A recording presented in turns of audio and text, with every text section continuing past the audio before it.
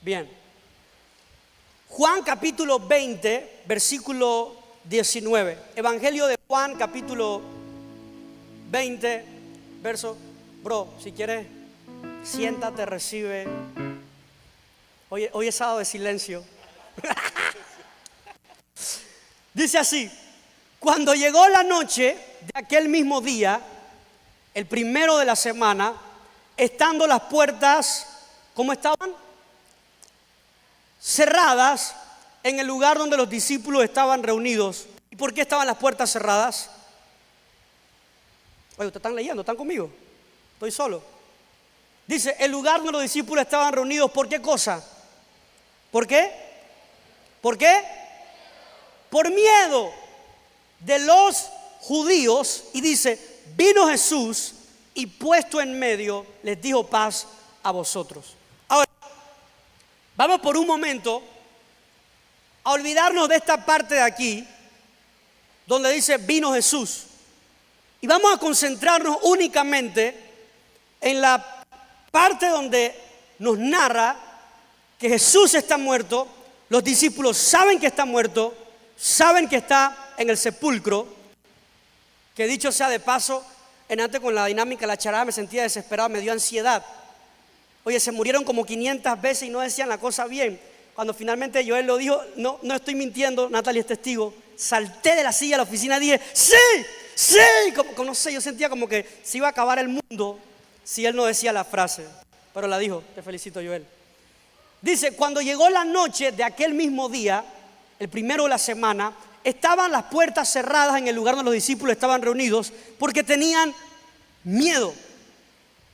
Ellos saben que Jesús murió, saben que está en el sepulcro, y Jesús repitió un montón de veces que Él iba a ser maltratado, que iba a ser herido, que iba a morir, que tenía que padecer, etc.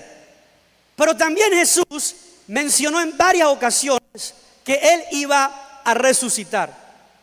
Cuando ocurre el acto de Jesús siendo tomado como un prisionero, luego llevado a un juicio injusto, pasa por diferentes autoridades, pasa por los fariseos, pasa por el rey Herodes, pasa por el el gobernador romano Pilato, y en todos se supone que es juzgado para encontrar algún tipo de acusación, de manera que tuvieran el respaldo para matar a Jesús. Y cuando Jesús pasa por todo este proceso, los discípulos parece que ninguno hubiese escuchado que Él mismo había dicho o había anunciado que iba a padecer, que iba a morir. Todos comienzan a huir, todos quedan en shock, quedan conmocionados todos los discípulos, porque no pueden creer que el hombre que había hecho tantos milagros, que tanto renombre había hecho, que habían reconocido como el Mesías, ahora estaba siendo enjuiciado, estaba siendo castigado, estaba siendo acusado. Y peor cuando ven que se cumple lo que los fariseos querían y termina colgado en una cruz. Jesús muere y automáticamente los discípulos de Jesús sienten que toda idea, esperanza de lo que ellos habían creído y escuchado se pierde por completo. Ahora, ellos eran hombres comunes y corrientes como nosotros y sintieron miedo de que los fariseos empezaran a mandar un grupo de soldados que les buscase y los hiciera pasar por el mismo proceso amargo de Jesús. O al menos pudo haber también sido encarcelarlos, etc. Así que ellos están escondidos en el lugar donde estaban reunidos, la puerta todo cerrado en la casa, nadie hablando, porque la vida estaba corriendo peligro. Así que la casa debía tener un silencio incómodo. La casa debía ser un lugar incómodo. Debía sentirse un ambiente tétrico. Debía sentirse un ambiente de decepción. Estoy seguro que si tú entrabas ahí, no importa cuántas veces habías cantado fiesta en el desierto, se te acababa la fiesta cuando entrabas a esa casa. Y tú veías el rostro de todo el mundo, el ambiente que se sentía, el saber que estos mismos hombres que habían estado al lado de Jesús, ahora todos están decepcionados, probablemente algunos hasta durmiendo todo el día. ¿Quiénes han pasado por un momento así de mucha tristeza? A ver. Sí. ¿Quién ha vivido así esos momentos de tristeza? Ya sea que por algo muy real o cuando estabas más pequeño y de repente algo te decepcionó y te metiste al cuarto todo bien triste. ¿Y quién de esa gente, cuando experimentó una tristeza profunda, se dio cuenta que una de las cosas que siempre se manifiesta cuando hay mucha tristeza es sueño? ¿Sí o no? ¿Alguien le ha pasado? Uno tiene ganas de salir, no tiene ganas de hablar, no tiene ganas de tratar con nadie, no quiere ver a nadie, solo se quiere quedar en su cuarto y probablemente de la tristeza que siente y del hecho de no querer ver a nadie y salir con nadie, te invade un sueño constante. Te despiertas, comes, regresas al cuarto, te duermes. Te despiertas, miras el techo, dices, ¿ahora qué hago? No tengo ni hambre, pero comes.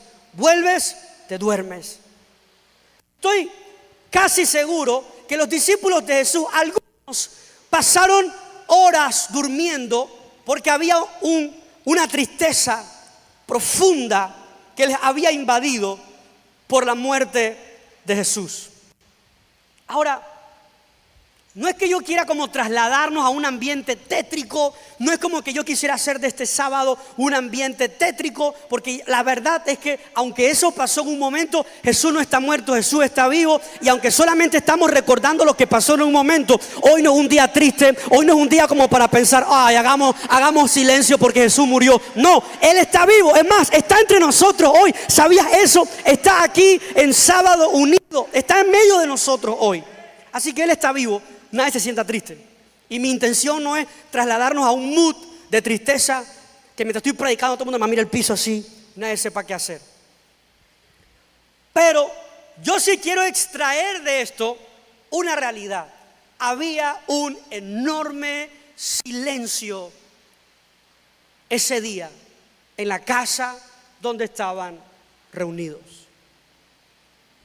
Y eso me llevó a estudiar esto, porque todos pasamos por etapas de silencio cuando vivimos para Dios. Por ejemplo, hacemos oraciones que sentimos que no son contestadas.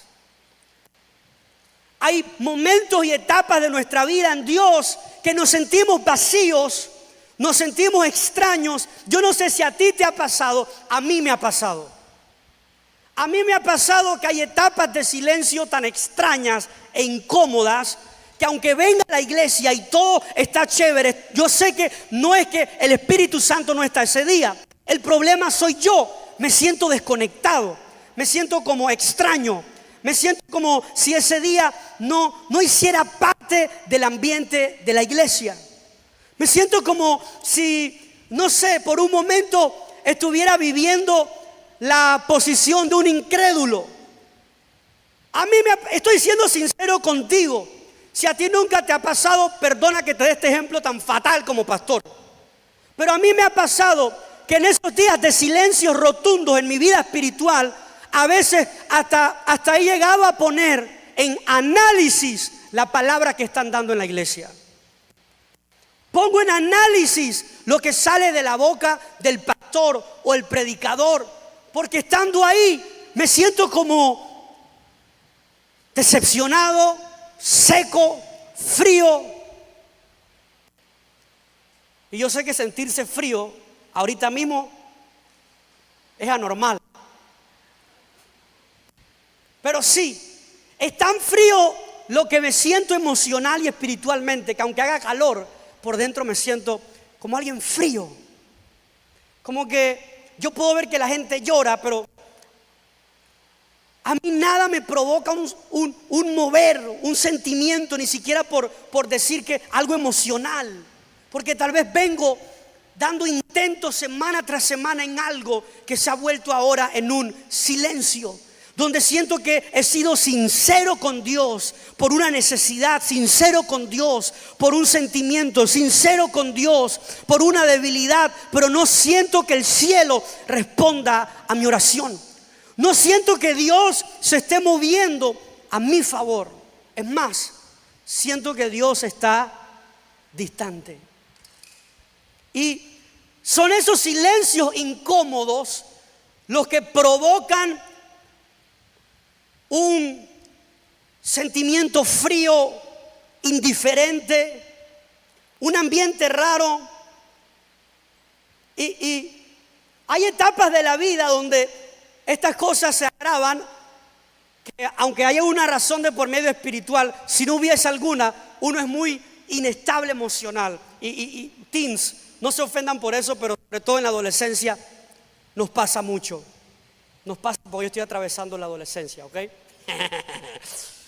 Pero a veces hay una inestabilidad emocional. Un día de la nada tú te levantas y no sabes por qué no quieres ni siquiera ir a la escuela. Aparte de que te da pereza ir a algunos, no solamente es eso, es que sientes que ese día no te sientes bien emocionalmente. Y tú vienes a Sábado Unido y tú eres de los que siempre salta, pero ese sábado tienes una cara tirada en el suelo y a veces te preguntan, ¿qué te pasa? No sé. Ni tú mismo sabes por qué ese día te levantaste con falta de ánimo. Pero bueno, hay etapas donde hay una inestabilidad emocional. Pero aunque no estemos en esa etapa de la vida, hay momentos que somos tan inestables emocionalmente por un silencio frío de parte del cielo, que a veces lo que usualmente haríamos en un servicio, en una celebración de la iglesia, no lo hacemos porque no sentimos el ánimo, la fuerza, las ganas. Algunos hasta se la desquitan diciendo hoy no voy y no vienen porque sienten que es mejor no venir y quedarse en la casa que venir a la iglesia, porque dicen, yo es que no siento las ganas, si voy me voy a sentir extraño, es más, siento como que por alguna razón no estoy conectando ahorita mismo con nadie en la iglesia. Y sé que tienen buenas intenciones y que me escriben y que me quieren saludar, pero no quiero contestarle a nadie, no quiero que nadie me salude en la iglesia. Preferiría solamente llegar y ser invisible y poder, no sé, así mismo irme para el carro o para a donde voy a agarrar mi transporte e irme y que nadie me salude. Porque los silencios producen emociones incómodas. Y cuando veo la Biblia y me voy a ese momento de la historia de los discípulos, en Juan 20:19 dice que ellos estaban ahí porque tenían miedo. Bueno, ustedes me van a apoyar porque para que no entremos en el mood de tristeza, depresión y frialdad, porque este mensaje siento que me lo está como... Entonces vamos a entrar en ánimo a otras cosas para sentir como que no estamos cayendo en un precipicio de tristeza, ¿ok? Todo el mundo grite, ¡miedo! ¡Miedo! Otra vez. 1, 2, 3. ¡Miedo! ¿Qué era lo que tenían los discípulos? ¡Miedo! ¿Por qué estaban encerrados? ¡Miedo! Por miedo. Tenían miedo. Y podría repetir esta palabra tantas veces, miedo. Y me parecería el tipo aquel que empezaba a decir, tengo miedo, tengo miedo, tengo miedo. ¿Alguien se acuerda de eso? Sí. Uno está aquí, ¿eso qué es?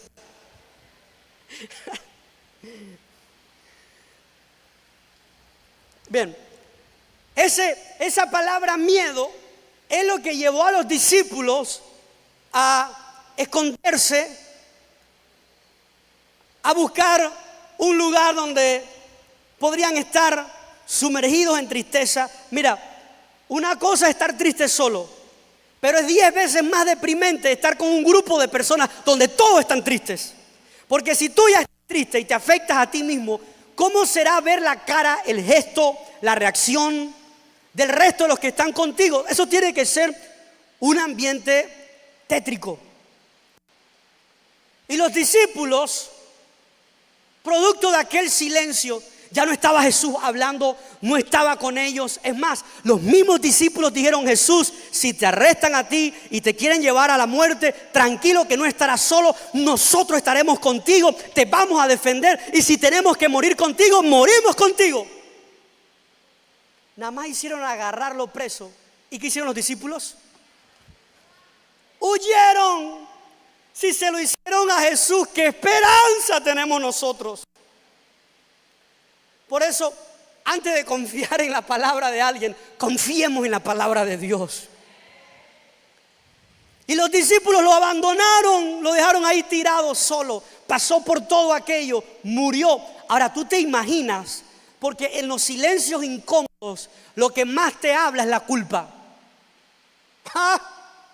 Y ayer tú diciéndole en la cenita al Señor que te ibas a quedar con Él hasta el final. Y aquí estás, desgraciadito, escondiéndote para que no te maten a ti cuando a tu maestro ya lo mataron. ¡Qué duro! No estaba Jesús como todos los días conversando con ellos, instruyéndolos, motivándolos, acarreándolos, porque a veces tenían ideas un poquito salidas de la voluntad de Dios. Así que Jesús tenía que estar ahí encima de ellos. Ahora no estaba Jesús. Había un silencio que había producido miedo. Miedo a fracasar. Miedo a terminar mal. Miedo a la exposición que ellos tenían ante sus enemigos terrenales y aún los espirituales. Cuando uno está fundido en miedo, cuando uno está lleno de temor, ¿no le pasa que como que cualquier sonido en la noche, cualquier cosa, se vuelve como una amenaza espiritual? ¿Sí o no? Una vez yo estaba orando en la noche, yo me sentía mal, porque habíamos estado atravesando en el ministerio algunas semanas un poco complicadas y yo estaba como un poco triste. Y una noche antes de un sábado unido, yo estaba orando y de la nada, yo no sé si a ustedes les ha pasado eso. Había una puerta así de vidrio en la casa que daba hacia afuera. Yo estoy orando y yo sentí como si alguien se hubiese movido. Y yo hice así. Y seguí orando y caminé otra vez por ahí y sentía que otra vez alguien se había movido. Y eso hacía que me corriera así un frío. Y ya yo caminaba así como un poquito más despacio entre la puerta. Y entonces después de eso yo sentía como si alguien estaba aquí así, casi que respirándome en la nuca. Y yo oraba así, caminaba y sentía que estaba atrás. Y yo como que para sentirme poderoso me volteé y decía: oh, en el nombre de Jesús. Pero me estaba muriendo de miedo y seguía caminando. Y yo sentía como que estaba aquí. Y así me fui por un buen rato, hasta que una dije: Josué, tienes que sacudirte, reprende lo que se está moviendo allá afuera. Y me volteé, miré por la ventana y dije: mira, diablo. Y era un árbol que tenemos en la casa que está afuera, que pusimos en un pote. Y parece que estaba corriendo mucha brisa inusual. Aquí en Panamá a veces en la noche, pues no todo el tiempo, pero ese día, porque por mi casa es muy seco, no todo el tiempo corre mucha brisa. Y estaba la planta. Ya iba a reprender la pobre planta, pero el miedo me hizo pensar que había un demonio moviéndose afuera de mi casa de un lado para otro. Porque el miedo nos provoca todo tipo de pensamientos y percepciones equivocadas, porque sentimos que estamos más expuestos a los ataques espirituales. Ahora, ojo y oído. Eso me pasó a mí con una planta, pero yo he tenido ataques espirituales cuando he estado triste. Y a mí sí me ha pasado que a veces he tenido ataques físicos y he tenido que reprender y he sentido que algo se está moviendo y me ha tocado orar, porque eso pasa, ¿o no? Algunos dicen que bueno, pastor, si eso pasa, a mí no me ha pasado. Y yo oro a Dios que no me pase nunca. Rema un poquito más profundo con Dios para que te des cuenta lo que es vivir al lado de Dios. Y los discípulos estaban expuestos porque habían caminado al lado de Jesús. Y ahora, en medio de ese silencio, había un miedo. ¿Sabes cuál miedo? El miedo de decir: ¿sabes qué? Todo esto se nos vino abajo. Tanto que habíamos aprendido, Jesús dijo que íbamos a llevar esto y que eso se iba a hacer una bomba por todo el mundo y que el reino de Dios se había acercado. Todo se vino abajo. Jesús murió. no está con nosotros. Había miedo al fracaso. Los momentos de silencios rotundos, uno siente miedo de que no le va a ir bien con Dios, no va a terminar bien el propósito que siempre había escuchado de Dios para su vida. Cuando hay silencios del cielo, cuando hay silencios incómodos en nuestra vida espiritual, sentimos que no seremos capaces de terminar bien, de que las cosas puedan ahora tornarse en un fracaso donde, no sé, me aparte, donde deje al lado el ministerio o renuncie a mi liderazgo o tal vez no vuelva más. El silencio incómodo es el que produce ese miedo que nos enmudece y nos esconde. Cuando hay mucho miedo por los silencios incómodos, donde a veces sentimos que las oraciones no pasan, que uno hace y siente como que no hay nada de Dios para uno, como que hay, no sé, hubiese una pared que impidiera que todo lo que yo diga y todo lo que yo haga llegue a donde está Dios, y lo que Dios envía llegue a donde estoy yo. Y en esos momentos de miedo es cuando uno empieza a enmudecer. Ya no somos capaces de pronunciar las promesas como lo hacíamos. Ya no nos sentimos tan, no sé, empoderados para declarar que Dios me dijo que yo sería esto, sino que el miedo nos comienza a enmudecer a tal punto donde ahora nos empezamos a esconder. Y por eso tú ves que, por favor, nadie tome esto de manera personal, porque esto es lo que la mayoría hemos pasado, atravesado, vivido, experimentado, viviendo en los propósitos de Dios. Y en esos silencios incómodos hay gente que era visible, gente que tú sabes que está activa, gente que tú sabes, no sé, es como que algo lo hace y lo pone como, ¿cómo se dice? Como alguien atractivo, como que todo el mundo siempre sabe de fulano o fulana porque está involucrado. Esta era la palabra, sobresale. Por alguna razón sobresale como está involucrado, pero de repente tú comienzas a ver que se van escondiendo y se van escondiendo. Y tú sientes que hasta faltan y tú preguntas, oye, fulano de tal ya no está viniendo. No, sí viene. No, pero yo no lo he visto. No, sí está viniendo. Nada más que anda sentado por ahí. A veces, casi la vez pasada vino, pero se acostó todo el rato en las sillas y entonces nadie nunca lo vio. Y parecía que no estaba, pero sí estaba ahí, estaba acostado porque le dolía la panza. Y entonces y tú ves que ya comienzan como a esconderse. Hasta que en algún punto, si no reaccionamos a esos momentos, el diablo nos termina apartando.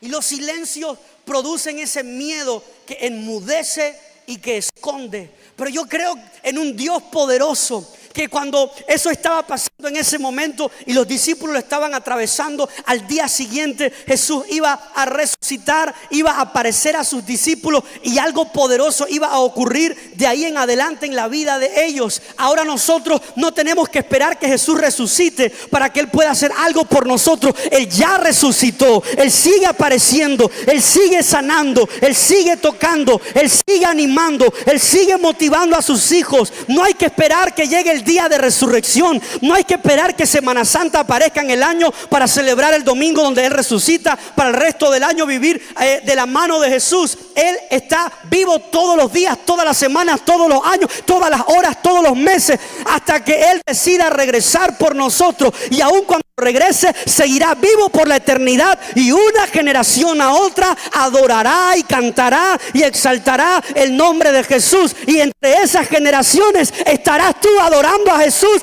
por la eternidad. ¿Alguien puede decir amén? Pero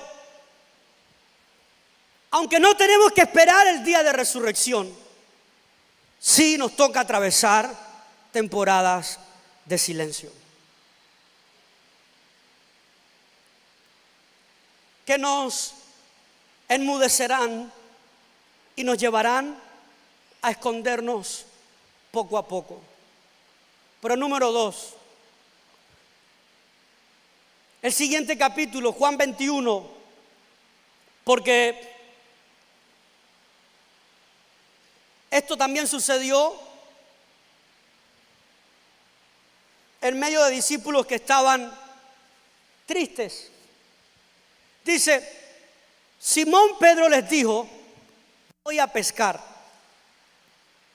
Recuerden que Pedro era un pescador. Jesús lo había sacado de la vida de un pescador para convertirlo en un discípulo y en un predicador. Pero estando en esos momentos de silencios incómodos, Pedro le dijo a los que estaban con él: voy a pescar. Y ellos le dijeron: vamos, nosotros también contigo. Dice, fueron y entraron en una barca, y aquella noche, ¿cuánto pescaron? Nada. Recuerden, ya Pedro tenía tiempo que había abandonado la pesca, se había dedicado a caminar con Jesús, había aceptado el llamado de Jesús y había comenzado a vivir como un servidor de Jesús y un predicador. Ahora, en medio de toda esa temporada de incertidumbre, de confusión, de no tener todas las cosas claras, Pedro dice: me voy a ir a pescar. Porque analiza conmigo, estaban en aquella casa, todo en un silencio, era todo triste, deprimente. Hay una primera aparición de Jesús, es algo rápido, no lo ven más. Algunos no saben si es producto de la imaginación, si es real. ¿Están conmigo? Y llega un momento donde Pedro, yo no sé cuántos ya han analizado y han conocido un poco en la historia la personalidad de los discípulos, pero uno de los que casi siempre sobresale y nos da la idea de cómo era Pedro.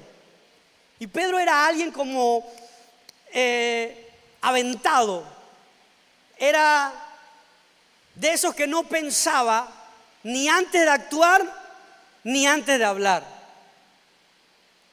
No pensaba antes de decir algo. Pedro fue el que le dijo al Señor que había alguna manera de salvarlo de aquella muerte de la que él había profetizado. Y Jesús tiene que reprenderlo y decirle: apártate de mí, Satanás. Qué reprendida le dio. Porque Pedro no pensó antes de hablar, simplemente habló en la defensa de su maestro querido. Ese Pedro que también no solamente no pensaba antes de hablar, sino que no pensaba antes de actuar.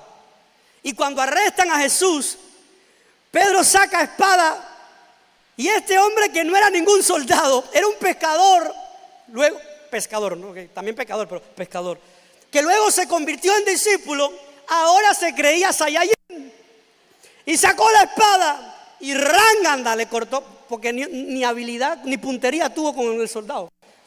Yo no sé si era que le iba a cortar la cabeza o qué fue, pero le cortó fue la oreja.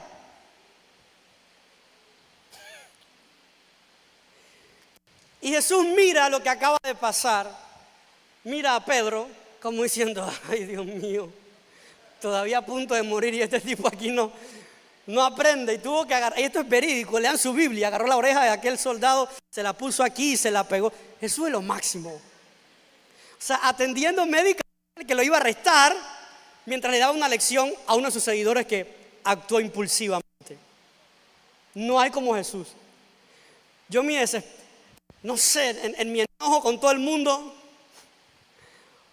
mando al soldado a la porra, a Pedro: quítate de aquí, no estás haciendo nada bueno, pero el Señor es lo máximo.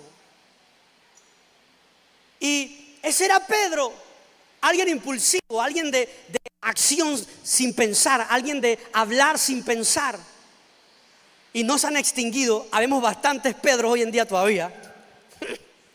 Pero escucha, a lo que quiero llevarte es que estaban en una casa, estaban encerrados, hay un silencio rotundo, hay una incomodidad, hay tristeza, pero llega un momento donde el silencio de la casa lo que produce en Pedro es desesperación.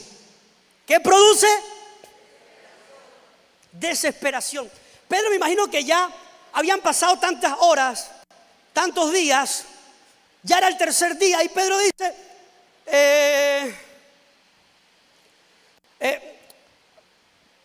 voy a ir a pescar. Noten que no está invitando a nadie. O sea, Pedro está diciendo: voy por fuera. Un día más aquí adentro y yo mismo me crucifico. No espero que los judíos vengan a buscarme. Yo mismo me acabo. Yo no soporto estar más aquí en este silencio. En su desesperación les dijo, voy a pescar. Pero claro, como Pedro era de esos que son, tú sabes, así volados y que nada más actúan y no piensan, casi siempre tienen como esa capacidad de liderar a otros. Y cuando Pedro dice, me voy a pescar, todos los demás que no tienen identidad, le dicen, bueno Pedro, si tú vas yo voy contigo. Y todos en filita se levantaron y se fueron a pescar otra vez. Ahí estaba Pedro. Miren qué tan volado era Pedro. Me imagino que habían pasado tanto tiempo pescando. Ya Pedro estaba mal, ya no sabía ni qué hacer con su vida. No sabía si lo mejor era volver a ser pescador otra vez. Pero el tipo hasta se encueró en la barca. No estoy inventando.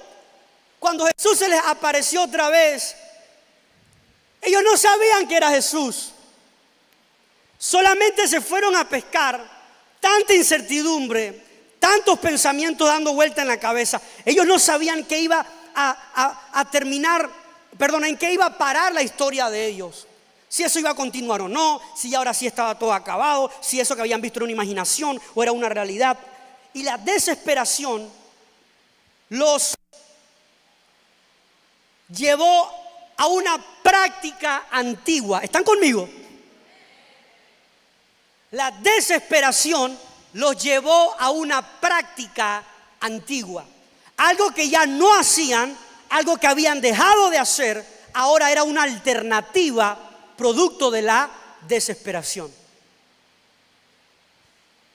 Porque la desesperación nos hace pensar en volver a lo de antes, porque no vemos alternativas para seguir. No vemos alternativas para permanecer. Ojo, porque si esto no te está pasando ahorita, te va a pasar en algún momento. No porque quiero ser un profeta sobre tu vida. No te estoy profetizando mala suerte. Es que en la vida en Dios siempre hay momentos de silencios. Y amigo, escucha. Porque la desesperación aparece cuando hay silencios incómodos. Como no hay respuesta, como no sentimos nada, como el cielo no se abre, como me siento como desconectado, me siento extraño en medio del ambiente aún de la iglesia, no tengo ni ánimo de asistir al grupo en la semana y me empiezo a enfriar. Eso comienza a llevarnos a una actitud desesperada. ¿Y qué es lo primero que hace la desesperación? Te lleva a pensar en las cosas que ya tú dejaste.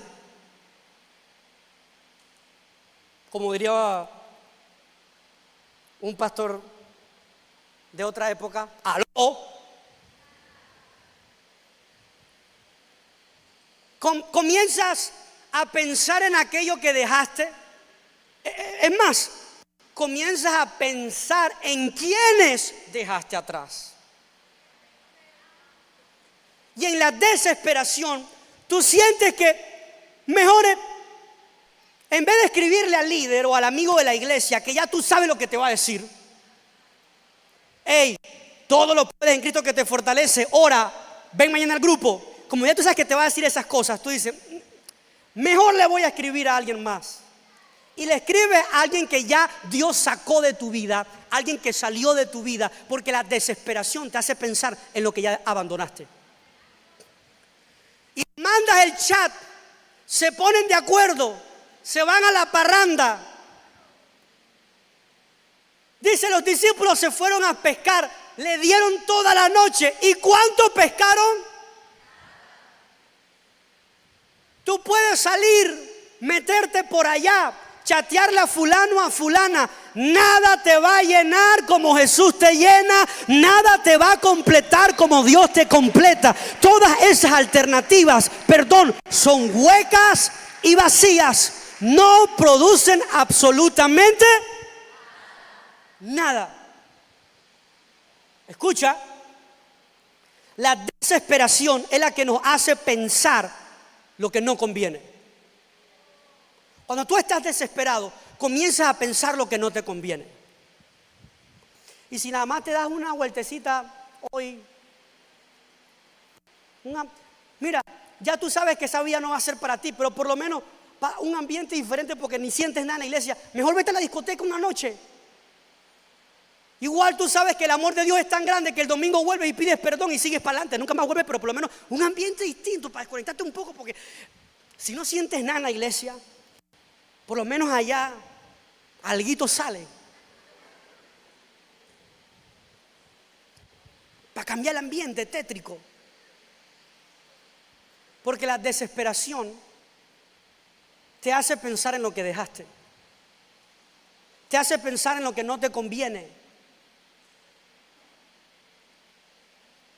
Pedro ya no iba a ser un pescador como lo había vivido. Había sido llamado para algo más extraordinario: ser un discípulo de Jesús, un gran predicador del evangelio.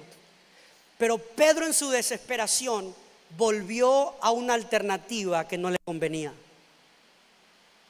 Y aunque lo intentó, no había pescado absolutamente nada. No es coincidencia que en tu búsqueda de una alternativa pasada no te sientas más completo, no te sientas más libre, no te sientas más lleno o pleno, porque nada va a funcionar lejos de Jesús. Una vez que tú conoces a Jesús, nada te puede volver a hacer sentir lo mismo. Una vez que tú conoces al que entregó su vida en la cruz, no hay nada en el mundo, todo es pasajero. Todo lo que está fuera de Jesús es pasajero. El sentimiento dura días, algunas veces horas. Hay actos de los cuales ya tú saliste, tú puedes volver a ellos y quiero decirte que podrá ser momentáneo su sentimiento, su placer, pero nada será tan permanente como el amor de Jesús. Nada será tan permanente como la gracia de Jesús. Nada puede ser más permanente que la palabra de Dios sobre tu vida. Pero la desesperación llevó a Pedro a pensar en aquello que no le convenía. Y escucha.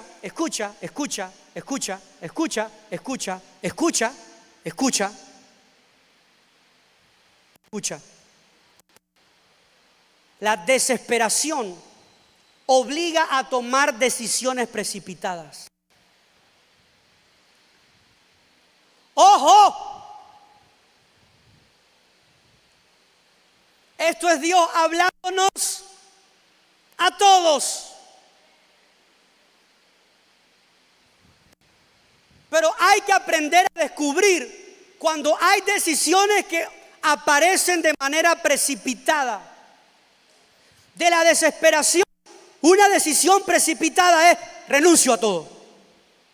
Me fui, me desaparecí, no me busquen. Y tú dices: oye, pero ¿qué está pasando? ¿Por qué? No, ahorita no me siento bien. Reacciones precipitadas, porque el silencio es tan fuerte que nos desesperamos. Empezamos a buscar por todas partes, viendo para ver qué es lo que ayuda, qué es lo que sirve, qué es lo que funciona, qué es lo que me hará sentir mejor, qué me hará una inyección de 3 minutos de calma. Decisiones precipitadas son el resultado de la desesperación. Y por eso tú tomas decisiones precipitadas.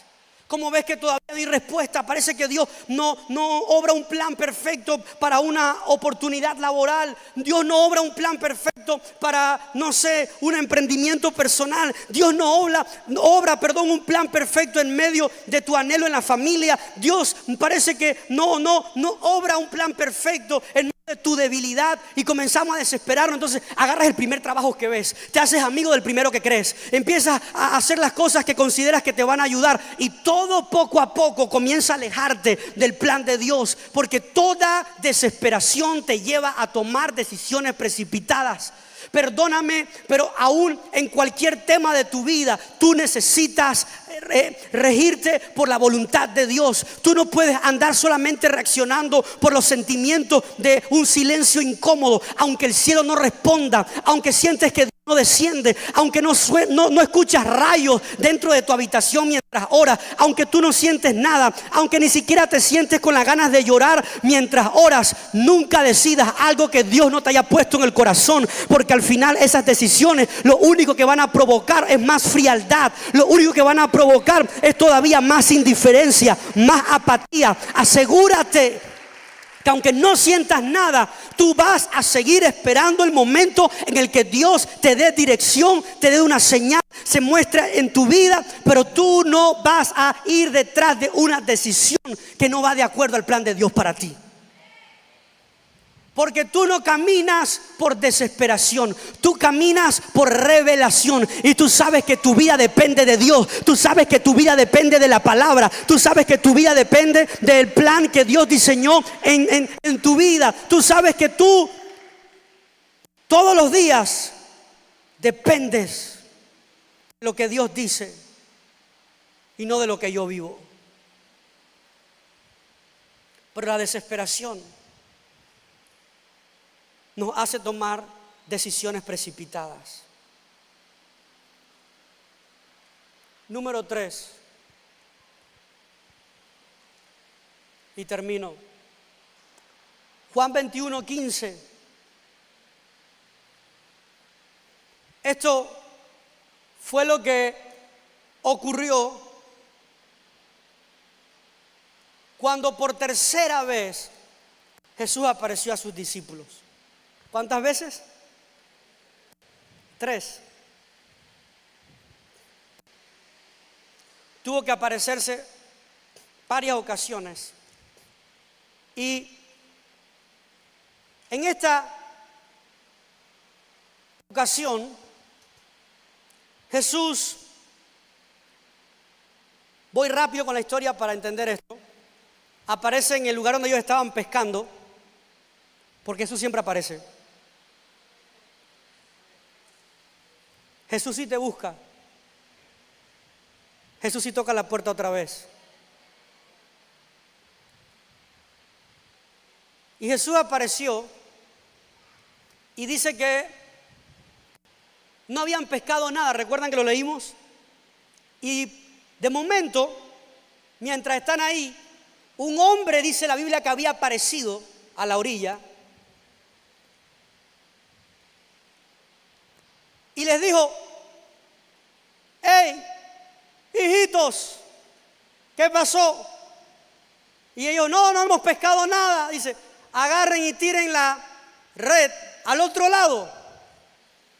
Los discípulos lo hicieron y tiran la red del otro lado. Y Juan, que es el discípulo que le llaman el amado, y lo más chistoso es que el que lo escribe con tanta especificación es Juan, el mismo que escribe el libro. Dice: y Juan el amado, él por acá, soy yo. Alguien lo va a leer un día y va a decir que el discípulo amado yo mismo lo escribí. Bueno, ese discípulo, Juan, se relacionó, se conectó con lo que había ocurrido al principio del llamado de la vida de ellos. Y cuando él ve que el Señor les pide que tiren la red del otro lado, dice que comienzan a sacar y aquella red estaba llena de peces. Cuando Juan ve eso, dice: hey, ese que está en la orilla tiene nombre, ese es Jesús. Y le dice a Pedro: Pedro, el que acaba de decir que tiremos la red del otro lado es Jesús. Supongo que Pedro conectó el acto de una vez y dijo: oye, tienes razón, no habíamos pescado nada, apareció este hombre, supo que no estábamos pescando nada y nos dio la orden de tirar la red al otro lado. Cuando Pedro dijo: definitivamente este es Jesús, dice que agarró la ropa y se medio vistió y se lanzó al mar y comenzó a nadar hasta llegar a la orilla. O sea, ya se dieron cuenta que precipitado y desesperado es Pedro. No esperó que la barca llegara. Todo el mundo se quedó en la barca remando hasta llegar a la orilla. Pedro no. Pedro se puso la ropa como pudo, se lanzó y rápido, desesperado, llegó otra vez a la orilla y estuvo con Jesús. Y de ahí Jesús les pidió que sacaran peces que habían traído en la red. dice que a pesar de que eran muchos peces, en esta ocasión la red no había sufrido. O sea, no estaba rota, mantuvo el peso, tuvo la fuerza de mantener la cantidad. Para mí, yo sé, perdónenme, tal vez me salga un poquito del tema, pero esto es una lección valiosa para mí. Porque yo siento que en medio de temporadas difíciles en la vida de muchos de ustedes y de muchos líderes, viene una época donde vamos a pescar y todo pez que alcancemos no se va a extraviar, no se va a perder. La red va a permanecer fuerte, la red va a permanecer firme y llegará a la orilla y será una cosecha abundante, será una cosecha poderosa. Si algún líder lo cree conmigo, dígame, por favor. Y Jesús dijo, saquen algunos peces, porque ella tenía un pez en las brasas. Estaba hasta cocinando Jesús. Y comienza a hablar con ellos. Y llega luego esta conversación, la de Jesús con Pedro.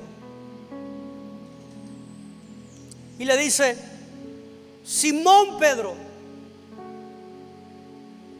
Simón hijo de Jonás, ¿me amas más que estos? Le respondió, sí, Señor, tú sabes que te amo. Y él le dijo, apacienta mis corderos. Se lo preguntó por segunda vez. Se lo preguntó por tercera vez. Ya a un punto donde Pedro estaba triste porque pensaba que el Señor estaba dudando de su respuesta. Mira, tú le puedes mentir a cualquiera, pero a Dios jamás. Así que Pedro está respondiendo y se entristece porque él por dentro dice, sí, fallé, hice mal, pero Jesús, te amo. Mi vida por unas horas y por unos días se sintieron tan vacías, horas vacías, una vida vacía, un silencio rotundo, pero volviste. Y todo cambió. Y quiero decirte esto, joven. La vida es frágil. Tú y yo somos frágiles. No se ofendan, machos alfa.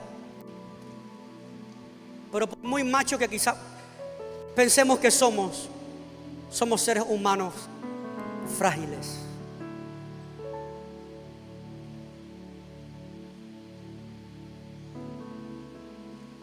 Y la vida nos demuestra todos los días y todas las semanas que somos seres humanos frágiles.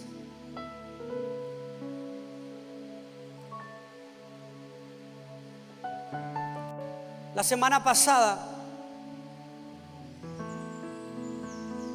yo entro a mi Instagram y me encuentro con una noticia. El encabezado de la noticia menciona un nombre que yo no reconozco. Simplemente leo Jet Set. Este país tiene una peculiaridad, que es hasta su infraestructura es muy parecida a la nuestra en Panamá. Y yo leo que la noticia habla de un lugar llamado Jet Set. Y comienzo a ver en los videos gente desesperada, llorando, gritando. Y algo me invade en el estómago como algo tan horrible. Porque tú sabes cuando son como gritos de horror, del impacto de algo fuerte, negativo. Yo siento una incomodidad. Entro a esa página y comienzo a ver que hay muchas más noticias. Y me doy cuenta que en la investigación, o sea, yo en mi investigación, descubro que se trata de una discoteca llamada Jet Set en República Dominicana. Se calcula que puede ser un poco más de 400 personas estaban reunidas aquella noche en esa discoteca. Y un cantante famoso, perdónenme, yo en eso sí soy un poquito ignorante. Yo toda mi vida crecí en el ámbito cristiano. Y si me hablas de cantantes viejos así, Marcos Witt, y así me voy hasta Dani Berrío, alguno ni sabe de quién estoy hablando, de Marino, Clarisa Serrano, Dios te levanta Panamá, bueno, en fin, fuera del ámbito desconozco mucho. Y resulta que un cantante famoso, Ruby Pérez, un cantante de merengue, salsa, estaba dando uno de sus últimos shows antes de retirarse y descansar. Y mucha gente decidió ir para ver el cantante y pagó. Entre esos había gente hasta involucrada en política, deportistas famosos de República Dominicana, y se fueron a lo que sería una noche épica por escuchar una de las últimas veces a su cantante favorito. Hasta que a la medianoche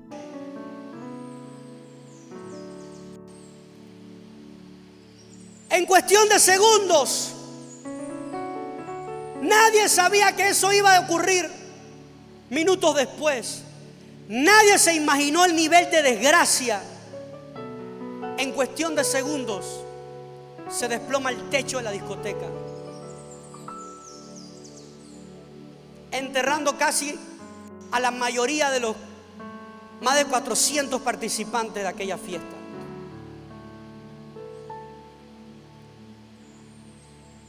Para colmo, la losa, o el techo, perdón, era una losa de concreto. No eran láminas de zinc, era concreto. Encima tenían hasta las máquinas de aire acondicionado. Se desplomó por completo. Y ustedes saben cómo funciona Instagram.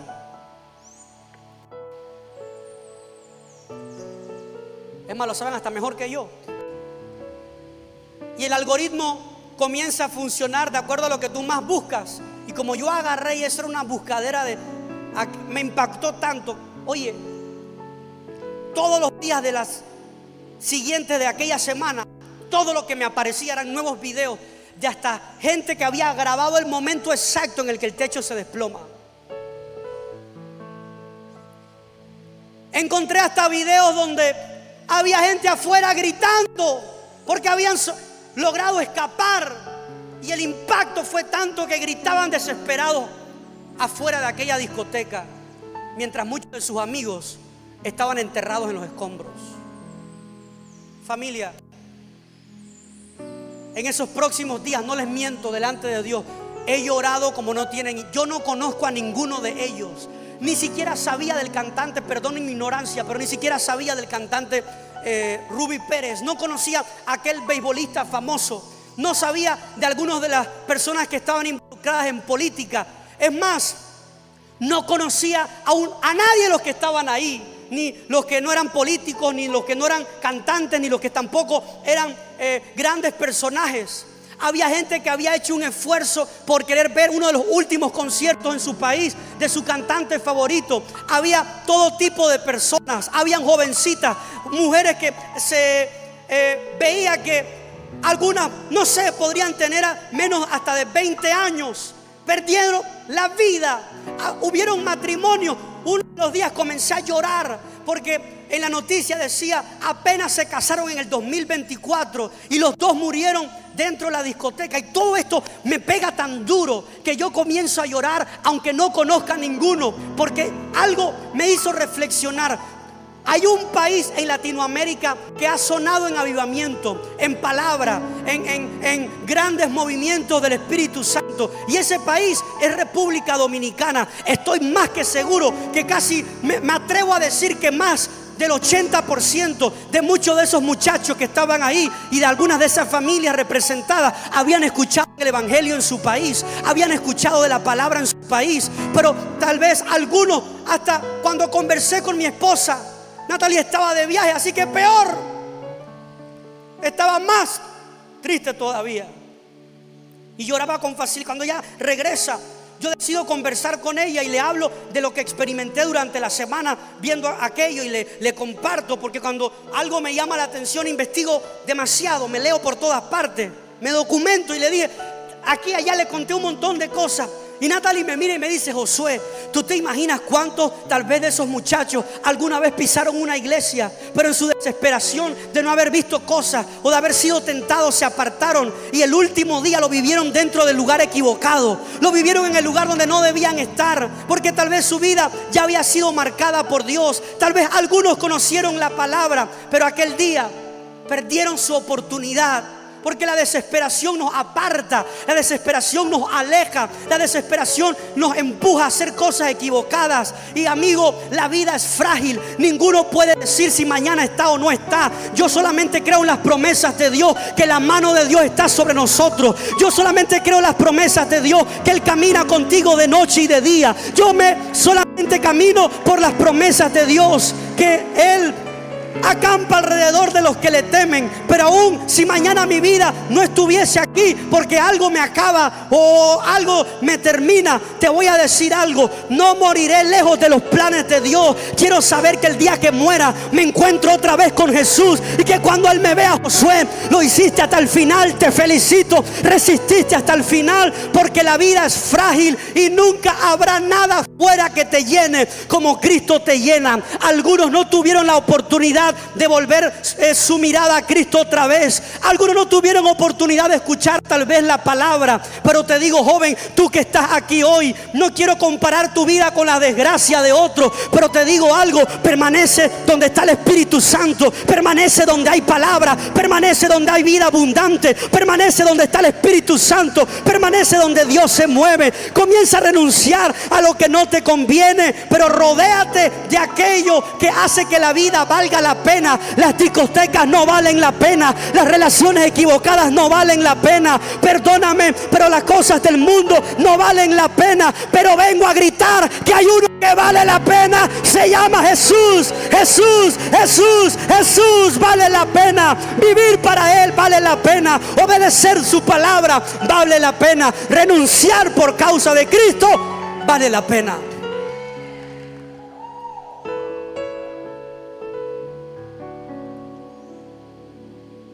Y esto es una tragedia que me hizo reflexionar de qué tanto debemos trabajar. Uno, por los que un día conociendo a Jesús se apartaron. Dos, por los que ni siquiera han escuchado de Jesús.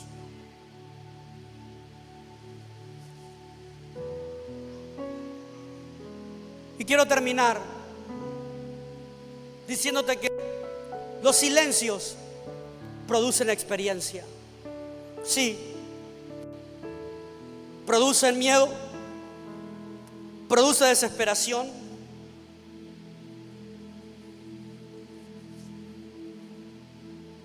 pero si eres sensible para oír la voz de Dios otra vez, producen experiencia.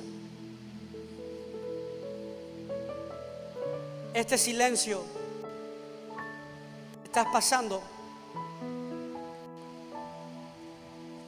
no te va a destruir, no te va a apartar, no te va a sacar de los caminos, no te hará enfriar, no te hará renunciar.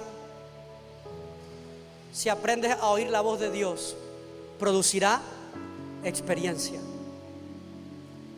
De cada silencio que me ha tocado vivir, si algo he aprendido, son grandes lecciones de Dios.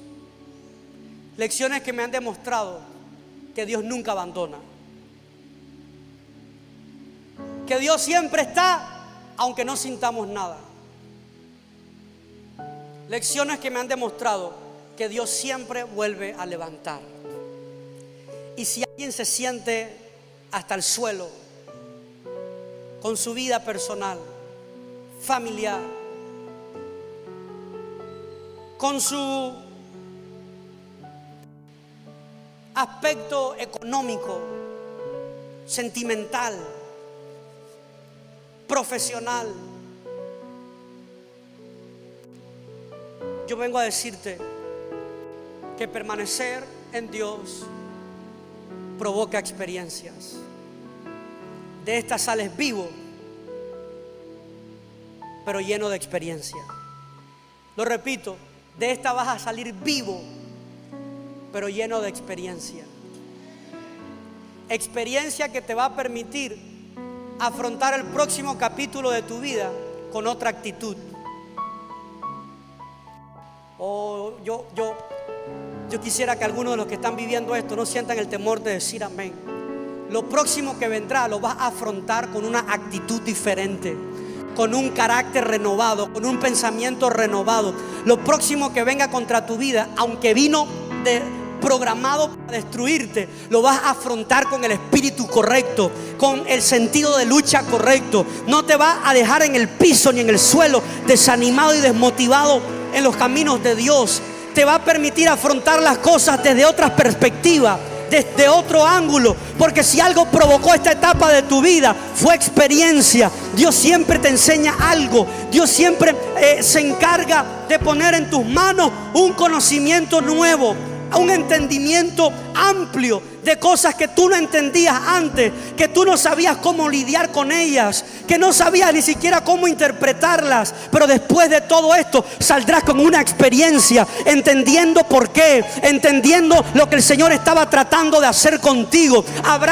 Yo me atrevo a decir que habrá una renovación mental. Toda tu mente será transformada. Gracias, ahí estoy viendo la fe de algunos que vinieron a recibir palabra. Viene renovación mental sobre ti. Toda tu mente será transformada, todos tus pensamientos serán transformados, y no andarás pensando como alguien fracasado, no andarás pensando como alguien culpable ni desanimado, andarás pensando como alguien que tiene algo llamado la mente de Cristo. Los pensamientos de Jesús estarán en tu cabeza, y lo que venga próximo sabrás responderlo como Jesús hizo, con la palabra de Dios. Y aunque el diablo venga a desanimarte, le responderás con la palabra de Dios. Y aunque la prueba venga para apartarte, tu actitud le responderá con la palabra de Dios.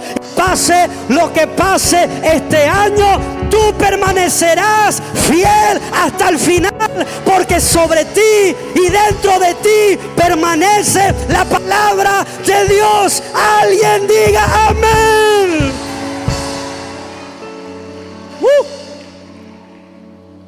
Mantente de pie.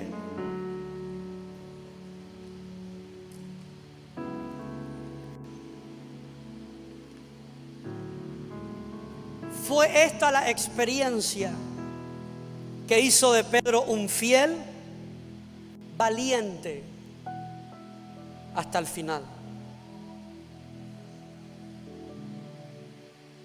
Todo esto provocó un Pedro fiel, que había negado a Jesús, que se había apartado de Jesús, que se había escondido, que se había ido a pescar. Pero todo eso le dio experiencia a Pedro, tanto que cuando Jesús volvió a aparecer, porque Jesús vuelve a aparecer, amigo, no te sientas mal, Jesús va a aparecer otra vez en escena en esa área de tu vida. Yo sé que te has sentido solo, porque literalmente he sentido en mi corazón que hay gente que se siente sola y extraña en esta temporada de su vida que está atravesando. No te sientas mal, Dios está contigo. Va a aparecer en esta etapa de tu vida y te va a sacar de ahí. Pero escucha, todo eso que había de alguna manera creado como la referencia de Pedro, porque si Cristo no aparece y Pedro no lo escucha, no hubiera quedado en la Biblia un Pedro que negó a Jesús, que lo abandonó, que se escondió y que se fue a pescar. Pero la historia dice que cuando Jesús apareció, tuvo una conversación con Pedro, una conversación restauradora. Yo no sé quién todavía está recibiendo, pero vienen conversaciones entre tú y Dios que serán restauradoras para tu corazón, para tu mente, para tu emoción.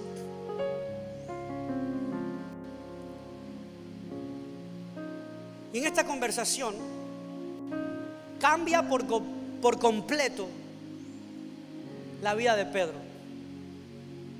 Cuando ya Jesús asciende y regresa al Padre, lo que el Señor le da como instrucción a Pedro y sus discípulos: esperen que venga el Espíritu Santo, porque cuando venga van a recibir poder.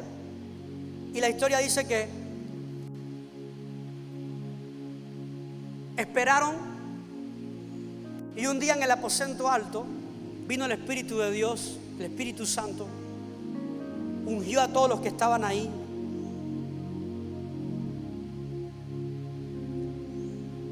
Se repartieron como lenguas de fuego. En fin, cuando todo esto ocurre y Pedro recibe el Espíritu de Dios, Pedro siente que tiene una autoridad para predicar y comienza a hablar de la palabra. Comienza a hablar del Evangelio de Jesús, de las buenas nuevas del reino de los cielos. ¿Cuánta gente se convirtió en la primera predicación de Pedro? 3,000. De ahí en adelante encontramos un Pedro que se metió hasta en lo que él nunca pensó. Porque Pedro, siendo un judío, fue el primero que recibió revelación de Dios para abrirle la puerta del Evangelio a los gentiles. Que Pablo haya hecho un gran trabajo en multiplicar los gentiles, tal vez más que Pedro, una cosa, pero el primero en esto fue Pedro. Y Pedro va según lo que Dios le habla. Y los que llegan a la puerta, bueno, ustedes saben la historia. Y Pedro va y se mete en aquella casa, habla la palabra, aquella familia se bautiza y todos son llenos del Espíritu Santo. De ahí en adelante, Pedro no renunció hasta la muerte por predicar el Evangelio de Jesús.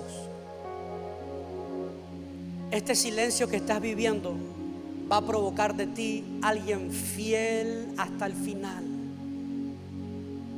Vas a ser fiel hasta el final. Vas a ser fiel hasta el final. Amigo, vas a ser fiel hasta el final. Amiga, tú vas a ser fiel hasta el final. Servidores que están aquí serán fieles hasta el final. Líderes serán fieles hasta el final. Porque si algo produce el silencio, es experiencia. Y lo que pudo haber terminado como algo trágico para el Evangelio, terminó siendo la experiencia que provocó fidelidad para estos hombres que cuando decidieron predicar de ahí en adelante no se detuvieron. Y si no fuera por la fe de ellos, el Evangelio no se hubiera propagado al nivel que lo hizo, hasta correr a todas, en su gran mayoría, las naciones del mundo.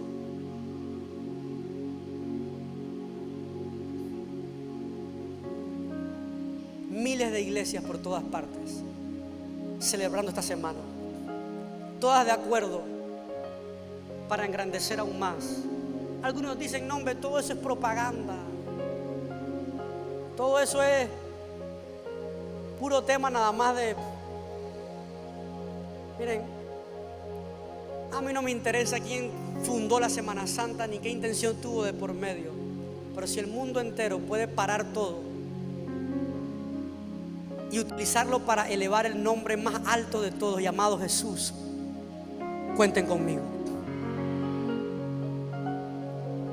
Pero todo esto promovido por un grupo de hombres que en medio del silencio recibieron experiencia.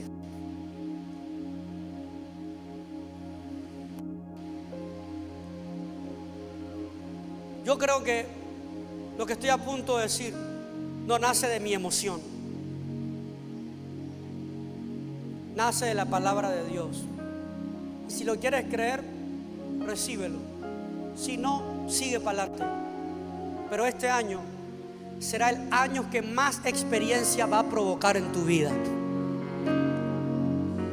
Va a ser el año donde más experiencia tendrás en tu vida espiritual.